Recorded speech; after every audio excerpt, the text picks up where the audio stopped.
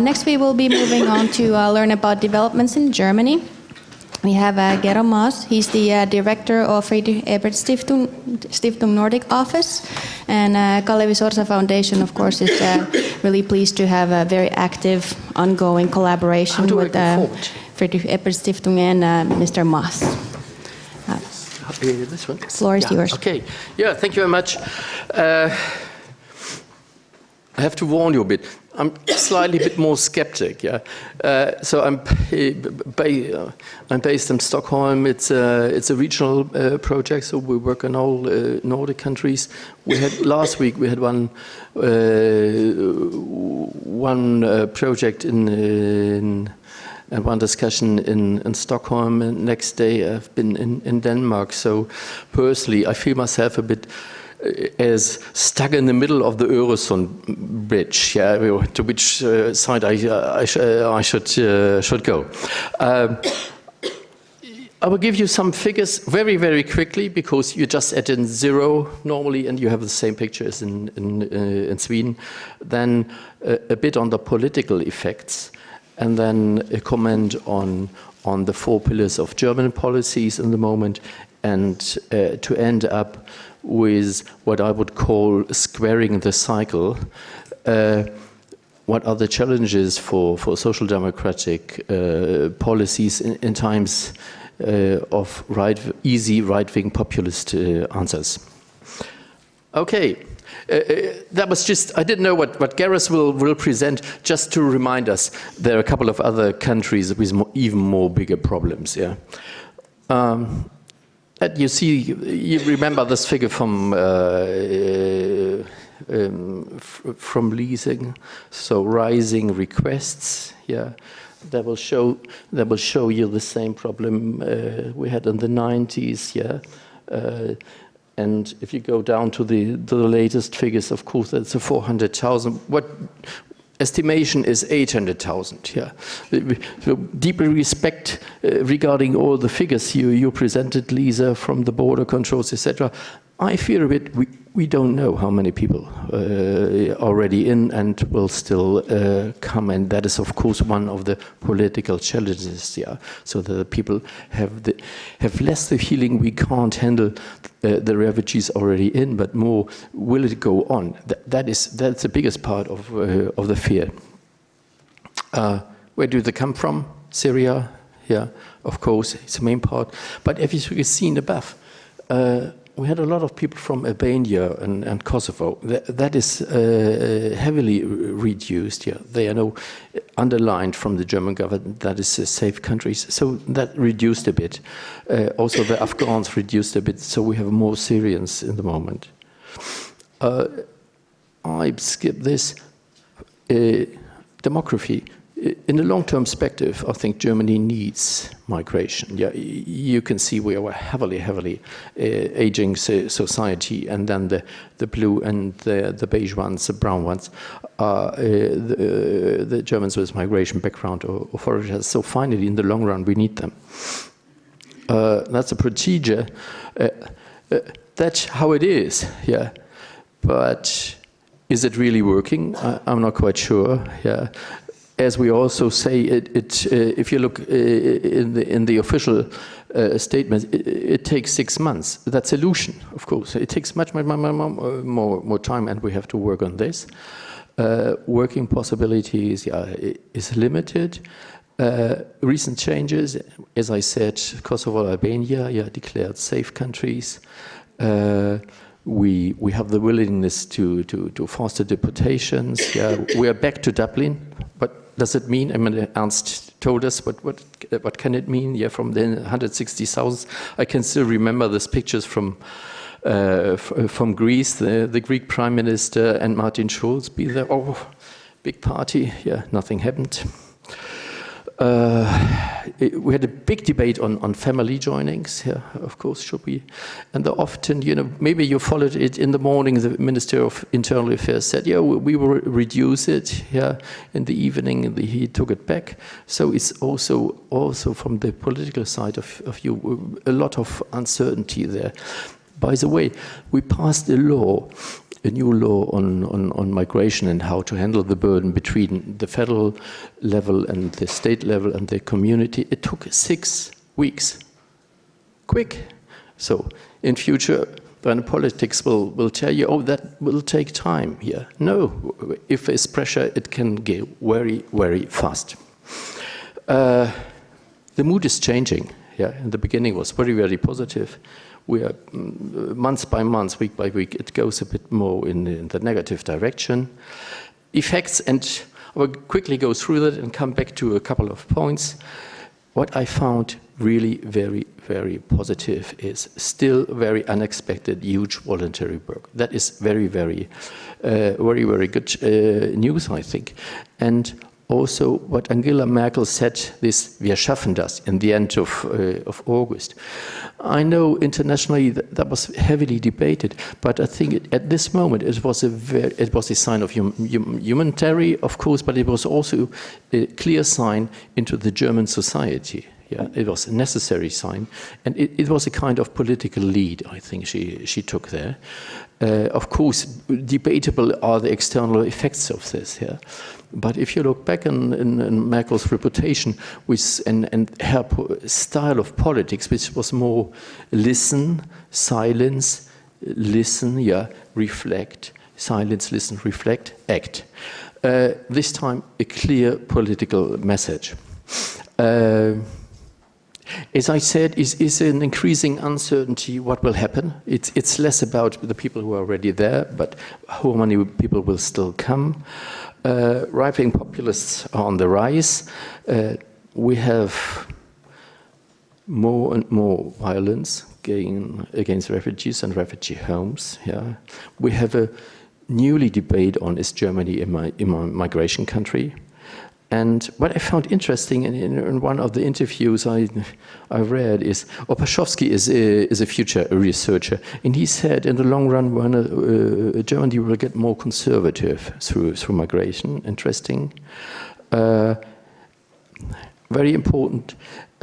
Ministry of Internal Affairs and so other politicians said there's absolutely no connection between criminality and terrorism, danger and refugees. And much more skeptic I would be on the perspective of integration, education, vocational training, job market, etc. in Germany. That is also very hard to describe and to compare, of course. If you take the OECD report from 2015, I think they would take a slightly more negative or skeptic view on this. And as always with statistics, what Churchill said, yeah, I only believe in the statistics I made up myself, yeah. So it is, and of course it's not only a problem and a question of what happens on the labor market, but also how the whole society reacts, how the political, social culture changes and is in a way of to be more acceptance. Yeah. Right wing on the rise, you can see in the AfD, Alternative für Deutschland, they started as an anti-Euro party. Yeah.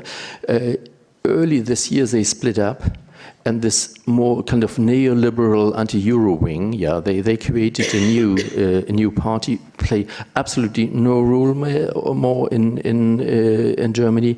And what you have now as AfD is really the hard right-wing populists there, without the neoliberals and the anti-Euros. They are on the rise. Yeah, political satisfaction with Angela Merkel, yeah, is down. But if you look back, there is always a kind of midterm blues, yeah, in German politics. Yeah, so it's between the elections 4 years, and it always goes down in the middle. So I have seen a couple of medias already. Oh, that's the beginning of the end of Merkel. I would say let's wait and see. Let's wait and see. Yeah.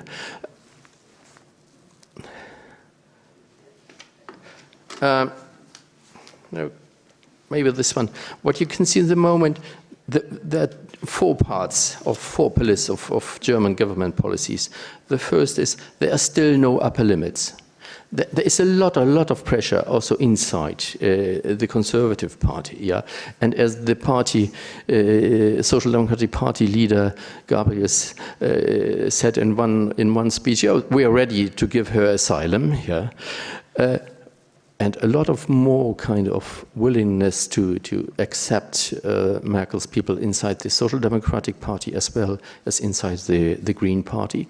So, parentheses, maybe preparing for the next elections, conservative Green government, question mark. Then second pillar is, of course, share the burden across Europe. Yeah, my God, I think it must be very difficult for Merkel to go to Turkey. Yeah, and we had a lot of problems. By the way, also between the not only on the government level, in a lot of ways. Yeah, for example, for the foundation, we have all political foundations are in Turkey. Also the conservatives, they had a lot of problems. Yeah, so kind of spying, etc. Thirdly, strengthen controls and processing of asylum seekers at European external borders. So that is Turkey, etc. And then negotiate with transit countries and other foreign policy measures that is concerning Afghanistan. That's above all concerning Syria. What does it mean for Social Democrats? I think it's from my point of view, it's really like squaring the cycle. Yeah. So our challenge is if we want to avoid these easy answers. Yeah. And if I combine it also with a short, quick look into the SPD's internal debate, it's not only that the Conservative Party is discussing it, also the Social Dems are discussing it, and you can see a kind of social divide. So a blue-collar worker is discussing it in a different way than the teacher. Yeah, you see the kind of vertical level of debate. So what the heads of the party are discussing and the so-called Basis, the basic, is different. But there's also a horizontal debate line that is very important. That is, in Germany, as to a certain part in Sweden, of course, the federal level is fixing the frame, but the burden of integration is carried by the communities, by the states, by the Bundesländer, and by the cities, etc. And there you can see, of course, kind of really different approaches and in this respect. So I go quickly through these four points. Is I think value-driven politics. Yeah, I think we have to stand up for our humanitarian commitments, but don't be naive. Yeah. So what happens on the right-wing populist side? And this means for me, we have to make a clear decision between what is political refugee and asylum policy, and when the people are coming for a lack of economic prospects. Maybe that sounds a bit too naive as well. Finally, it's a lack of a total perspective of life, of course. It's not going about I want to earn 100 instead of 50 or something. It's of course, I can see why they are coming, but that is part of immigration policy, and that forced us into the debate, are we an immigration country in Germany? Again and again, especially the conservatives, they want to avoid this, yeah, and I think that is illusionary. Then national level, solutions on national level, that's really, we can see this kind of tendency of renationalization, but I just can't see it that it works in the long run, and we have to think and especially act internationally and European. And my fourth thing is digestion capacity of the society. I fear that we as Social Democrats have underestimated this. And so we have to go under a critical review and to see to which extent we had success with our integration policy. And if you look in the short run, of course, in the moment, that's to a certain extent a financial, a logistical problem to solve. In the midterm, it's about labor market integration, because the Nordic systems, as well as the German one, is if you have work, yeah, then that's the first step into integration. But thirdly, it is of course to find maybe a new vision of an immigration society, and we don't have this for the moment. We still think that's a kind of phenomenon that will go away. No, it won't. We will need a vision of a new kind of immigration society that's not only an economic or social one, that's also cultural, political. Thank you. Thank you, Gero.